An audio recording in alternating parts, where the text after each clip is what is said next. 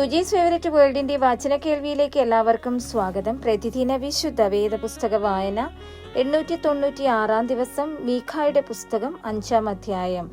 ഇപ്പോൾ പടക്കൂട്ടങ്ങളുടെ മകളെ, പടക്കൂട്ടമായി കൂടുക, അവൻ നമ്മുടെ നേരെ വാട കോരുന്നു. ഇസ്രായേലിന്റെ ന്യായാധിപതിയെ അവർ വടികൊണ്ട് ചെകിട്ടത്ത് അടിക്കുന്നു. നീയോ ബേത്ലഹേം എഫ്രാത്തേ, നീ യഹൂദ സഹസ്രങ്ങളിൽ ചെറുതായിരുന്നാലും ഇസ്രായേലിന് അധിപതിയായിരിക്കേണ്ടുന്നവൻ എനിക്ക് നിന്നിൽ നിന്ന് ഉത്ഭവിച്ചു വരും. അവന്റെ ഉത്ഭവം പണ്ടേയുള്ളതും പുരാതനമായതും തന്നെ. അതുകൊണ്ട് പ്രസവിക്കാനുള്ളവൾ പ്രസവിക്കുവോളം അവൻ അവരെ ഏൽപ്പിച്ചു കൊടുക്കും. അവന്റെ സഹോദരന്മാരിൽ ശേഷിപ്പുള്ളവർ ഇസ്രായേൽ മക്കളുടെ അടുക്കൽ മടങ്ങി വരും. എന്നാൽ അവൻ നിന്ന് യഹോവയുടെ ശക്തിയോടും തന്റെ ദൈവമായ യഹോവയുടെ നാമത്തിന്റെ മഹിമയോടും കൂടെ മേയിക്കും. അവൻ നിർഭയം വസിക്കും. അവൻ അന്ന് ഭൂമിയുടെ അറ്റങ്ങളോളം മഹാനാകുമല്ലോ. അവൻ സമാധാനമാകും. അശ്ശൂർ നമ്മുടെ ദേശത്ത് വന്ന് നമ്മുടെ അരമനകളിൽ ചവിട്ടുമ്പോൾ നാം അവരുടെ നേരെ 7 ഇടയന്മാരെയും 8 മാനുഷ പ്രഭുക്കന്മാരെയും നിർത്തും. അവർ അശ്ശൂർ ദേശത്തെയും അതിന്റെ പ്രവേശനങ്ങളിൽ വെച്ച് നിമ്രോദ് ദേശത്തെയും വാൾ കൊണ്ട് പാഴാക്കും. അശ്ശൂർ നമ്മുടെ ദേശത്ത് വന്ന് നമ്മുടെ അതിരുകളിൽ ചവിട്ടുമ്പോൾ അവൻ നമ്മെ അവരുടെ കയ്യിൽ നിന്ന് വിടുവിക്കും.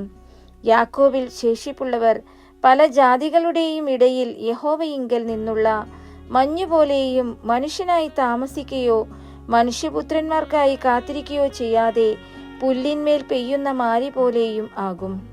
യാക്കോബിൽ ശേഷിപ്പുള്ളവർ ജാതികളുടെ ഇടയിൽ അനേക വംശങ്ങളുടെ ഇടയിൽ തന്നെ കാട്ടുമൃഗങ്ങളിൽ ഒരു സിംഹം പോലെയും ആട്ടിൻ കൂട്ടങ്ങളിൽ ഒരു ബാലസിംഹം പോലെയുമാകും. അത് അകത്ത് കടന്നാൽ ചവിട്ടി കടിച്ചു കീറിക്കളയും.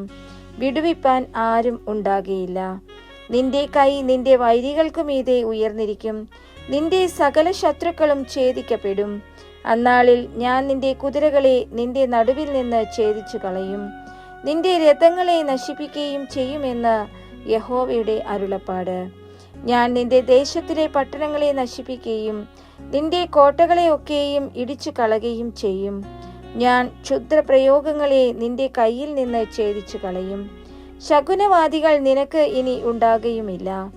ഞാൻ വിഗ്രഹങ്ങളെയും സ്തംഭ പ്രതിഷ്ഠകളെയും നിന്റെ നടുവിൽ നിന്ന് ഛേദിച്ചു കളയും. നീ ഇനി നിന്റെ കൈപ്പണിയെ നമസ്കരിക്കുകയുമില്ല. ഞാൻ നിന്റെ അശേര പ്രതിഷ്ഠകളെ നിന്റെ നടുവിൽ നിന്ന് പറിച്ചു കളയുകയും നിന്റെ പട്ടണങ്ങളെ നശിപ്പിക്കുകയും ചെയ്യും. ഞാൻ ജാതികളോട് അവർ കേട്ടിട്ടില്ലാത്തവണ്ണം കോപത്തോടും ക്രോധത്തോടും കൂടെ പ്രതികാരം ചെയ്യും.